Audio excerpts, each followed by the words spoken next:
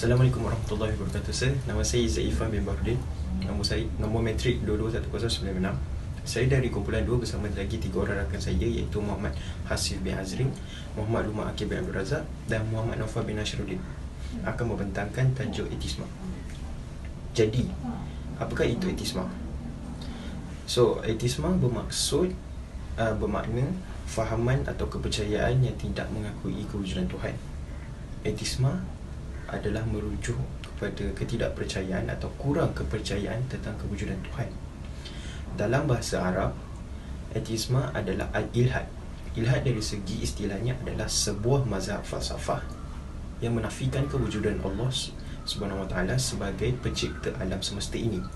Etisma adalah satu fahaman yang menolak akan kewujudan Tuhan dan alam gaib, kerana bagi mereka alam gaib juga termasuk dalam dunia tabi'i.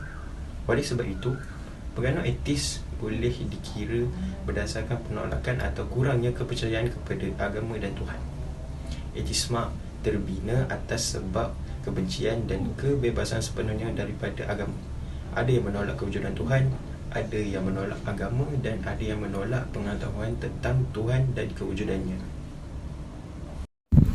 Assalamualaikum dan selamat sejahtera. Saya Muhammad Rumah Akil bin Abdul Razak, nombor matriks 22100973. Hari ini saya ingin memberitahu dan mengemukakan tentang konsep-konsep etisme. Dengarkan. Sebagai satu fahaman, etisme mempunyai dalil-dalilnya sendiri untuk menafikan kewujudan Tuhan. Dalil-dalilnya adalah seperti: yang pertama, kewujudan Tuhan tidak memenuhi kriteria sebagai satu kewujudan. Ini adalah kerana Tuhan tidak mempunyai jasad yang dapat diterima oleh deria manusia dan tidak pula dapat dikesan oleh mesin-mesin. Perasaan manusia mengenai kewujudan Tuhan dianggap khayalan semata-mata. Yang kedua, masalah kesengsaraan di atas bumi. Adanya kejahatan dan kesengsaraan di dunia menunjukkan bahawa Tuhan yang mempunyai kuasa mutlak dan bersifat baik tidak wujud. Sekiranya Tuhan yang berkuasa mutlak dan bersifat baik wujud, mengapakah ia mengizinkan kejahatan dan kesengsaraan ini terus berlaku? Yang ketiga, masalah logikal. Soalan, adakah Tuhan itu berkuasa untuk mencipta satu batu yang terlalu berat, yang tidak mampu diangkat oleh dirinya sendiri? Soalan ini menunjukkan sifat maha berkuasa yang ada pada Tuhan sukar melalui ujian logik. Yang keempat, teori penipuan sendiri. Manusia mencipta Tuhan untuk tujuan kawalan sosial dan sebagai tongkat untuk menghadapi kematian ataupun kesusahan. Dan yang terakhir adalah ketidaksinambungan. Terdapat beribu-ribu agama di dunia ini dan masing-masing mempunyai imej Tuhan tersendiri dan bercanggah antara satu sama lain. Jika wujudnya satu Tuhan maha adil dan maha mengetahui, keadaan ini tidak mungkin akan berlaku. Jadi secara keseluruhannya, etisme ini adalah satu kepercayaan di mana kepercayaan tersebut adalah tidak percaya kepada Tuhan ataupun mana-mana agama. Ianya hanya hidup dengan sendiri, tiada agama dan tiada apa-apa pada dirinya tersebut, kepada sesiapa yang mengamalkan etisme ini.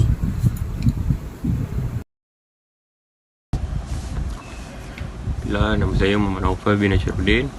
Nombor metrik saya 22100974. Baiklah, hari ini saya akan menerangkan tentang ciri-ciri ideologi etism. Baiklah, ciri-ciri yang pertama adalah menolak secara mutlak terhadap kewujudan Tuhan atau segala yang bersifat ilahiyah. Baiklah, yang kedua, menetapkan hujah bahawa tiada bukti wujudnya Tuhan dari kegagalan sains yang mengesahkan sebagai asas penolakan tersebut. Yang ketiga adalah menentang hukum agama sebagai pengatur kehidupan manusia. Maksudnya tiada hukum apa-apa agama dalam kehidupan seharian mereka.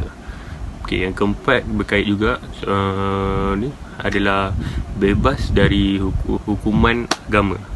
Maksudnya mereka bebas membuat apa-apa, tiada halangan, tiada apa yang dilarang, halal atau haram, Maksudnya mereka boleh buat apa-apa saja.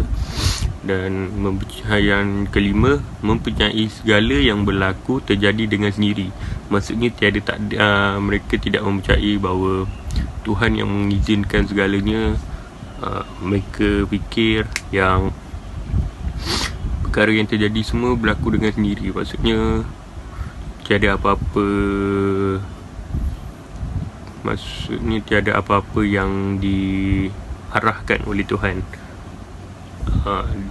Dan yang terakhir adalah menafikan kewujudan dosa, pahala, syurga dan neraka. Maksudnya mereka tidak mempercayai alam gaib, yang mana mereka ibarat mereka hidup dengan begitu saja, dan mereka mati pun maka berakhirlah. Maksudnya tiada alam yang menanti mereka selepas itu.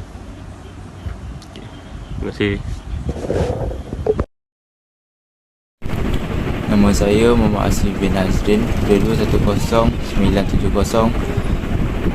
Saya ingin bercakap antara impak dan kesan terhadap manusia secara iaitu jiwa yang jengkel, kemurungan dan cemas, kesedihan dan tertekan, rasa ingin membunuh diri, kehendak untuk membalas dendam, dan jiwa yang dahagakan kepuasan pada setiap sesuatu yang wujud. Rasa kebencian yang berlarutan, ketakutan yang teramat terhadap sifat curiga, rasa keluh kesah yang tidak reda. Apabila ditimpa kesusahan, ia akan keluh kesah. Apabila mendapat kebaikan, ia akan bersifat kedekut. Sifat dengki yang bersangat terhadap apa sahaja yang tidak selari dengan kehendak mereka. Iri hati yang membakar, jiwa yang seakan tersirat-sirat, tidak selesa dengan hidup, kegilaan yang melampau, pengasingan diri yang membawa kepada sikap individualistik.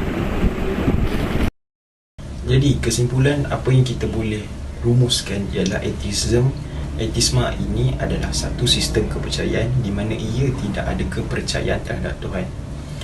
Mereka tidak percaya akan kewujudan Tuhan atau kepercayaan terhadap Tuhan itu tidak wujud dalam diri mereka. Hal ini boleh dikatakan bahawa golongan etis ini bukanlah golongan pengamal agama, namun lebih kepada sesuatu sistem kepercayaan.